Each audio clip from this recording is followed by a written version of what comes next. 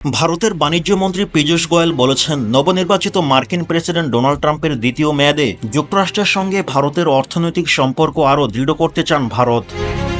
গতকাল শুক্রবার নয়াদিল্লিতে সাংবাদিকদের সঙ্গে আলাপকালে তিনি জানান, ভারতের প্রধানমন্ত্রী নরেন্দ্র মোদীর শাসনে যুক্তরাষ্ট্রের সঙ্গে সম্পর্কের ব্যাপারে সর্বদা এক ইতিবাচক মনোভাব বজায় রাখা হয় এবং নতুন মার্কিন প্রশাসনের সঙ্গে তা অব্যাহত থাকবে বলে দিল্লি আশাবাদী।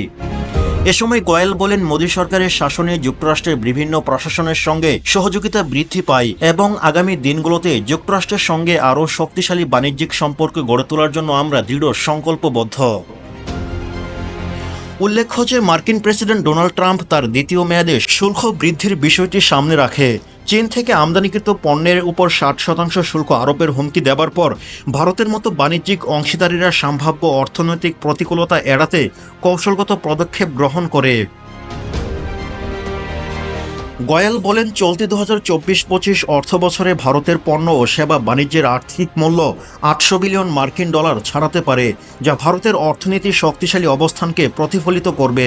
ভারত এবং যুক্তরাষ্ট্রের মধ্যে এ বাণিজ্যিক সম্পর্কের পরবর্তী পর্যায়ে দুদেশের মধ্যে আরও উন্নত সহযোগিতা এবং পারস্পরিক লাভজনক বাণিজ্যিক যোগাযোগের সূচনা করবে বলে আশা করেন তিনি।